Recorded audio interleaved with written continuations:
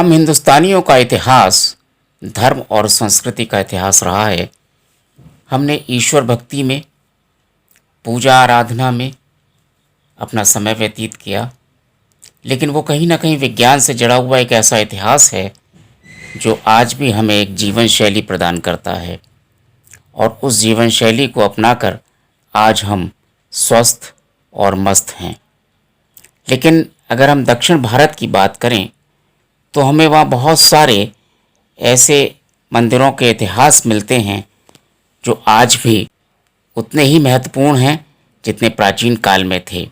इस अंक में होयसल राजवंश के विषय में और उनके बनाए गए मंदिरों के विषय में पूरी जानकारी मैं आपको दूंगा।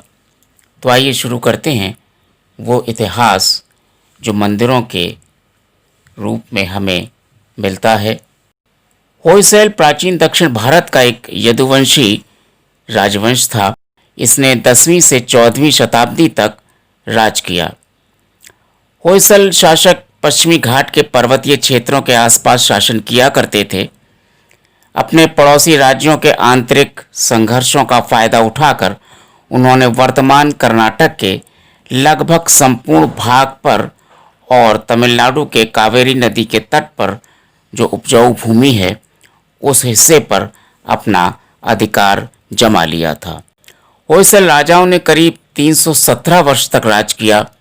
शुरुआती राजाओं की राजधानी बेलूर थी, पर बाद में बदलकर हालेबिंदु नामक स्थान पर नई राजधानी बनाई गई, जिसे द्वार समुद्र भी कहा जाता है। अगर हम शासकों की बात करें तो बहुत सारे शासक हमें मिलते हैं जिन्होंने शासन किया, और इसके अंतिम शासक हरिराय प्रथम ने बाद में विजयनगर की स्थापना की। होयसल राजाओं ने स्थापत्य कला में रुचि ली और होयसल काल में मूर्ति कला का विकास हमें 1050 ईस्वी से देखने को मिलता है। यह मूर्ति कला का शुभारंभ हमें ऐहोल, बादामी और पट्टदकल में मिलता है, जहां चालुक्यकालीन मंदिरों का निर्माण हम देखते हैं। लेकिन मैसूर क्षेत्र में विकसित होने के पश्चात इसमें विशिष्ट रूप दिखाई देता है।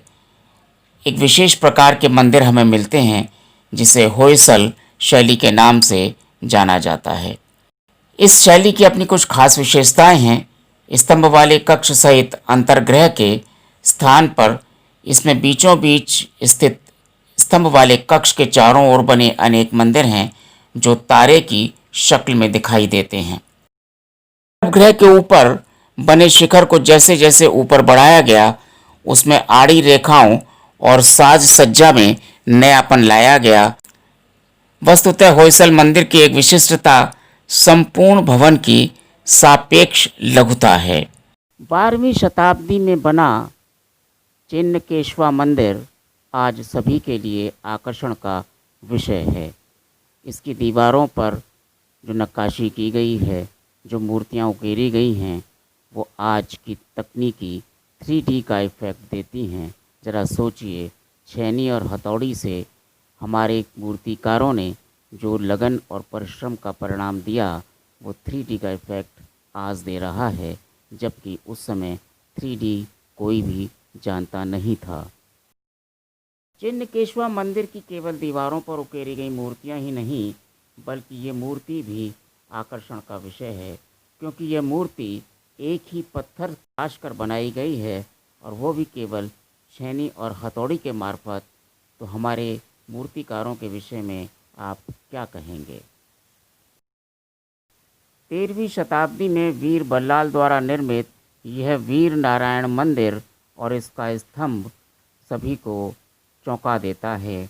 इस पर की गई नक्काशी इतनी बारीक है कि आप दांतों तले अंगुलियां दबा लेते हैं।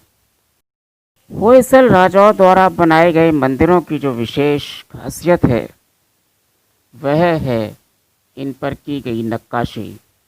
फूल पत्तियाँ, पशु पक्षी और रेखांकित चित्र बहुत आकर्षण का विषय हैं। कोई मंदिर ऐसा नहीं है जिन पर इन्हें न उकेरा गया हो। ये अमृतेश्वर मंदिर बहुत ही सुंदर और आकर्षक है। होयसल साम्राज्य द्वारा निर्मित मंदिरों में बहुत सारे आकर्षण हैं। तो एक और हम देखते हैं कि उनके त्रिभुजाकार स्तंभ, उनकी आकर्षक मूर्तियाँ, बारीक काम, और वो भी छेनी हथौड़ी के मार्फत, ये अपने आप में गौरव का विषय है। हमें उन मूर्तिकारों को सलाम करना चाहिए जिन्होंने सीमित साधनों से इनको आकार दिया और वो स्वप्न साकार किया जो उन्होंने अपने मन में सोच रखा था। कर्नाटक में स्थित होयसला मंदिर अपने आप में वर्ल्ड हेरिटेज का दर्जा रखता है, क्योंकि इसकी दीवारों पर जो नक्काशी की गई है, जो मूर्तियाँ उकेरी गई हैं, वो इंच दर इंच बराबर मात्रा में हैं। न कोई छोटी है, न कोई बड़ी है। और उस समय के नक्काशीकारों ने जिस तल्लीनता से इसको उकेरा है, वह अपने आप में आश्चर्यचकित कर देता है। होयसलेश्वर मंदिर अपने आप में जो हमें कहानी कहता है, वह अजूबा है। यह अलग बात है कि इतिहासकारों के एक वर्ग ने हमारे इन मेहनतकश मूर्तिकारों की मेहनत पर पानी फेर दिया। यह नंदी जो आप देख रहे हैं, इसमें इतना बारीक काम किया गया है कि यह नंगी आँखों से, छेनी हथौड़ी से कैसे बनाया गया होगा, इसकी कल्पना शायद आज नहीं कर सकते। आज लेज़र बीम्स का काम होता है, लेकिन आज जितनी भी इमारतें बन रही हैं, उनमें नक्काशी गायब है।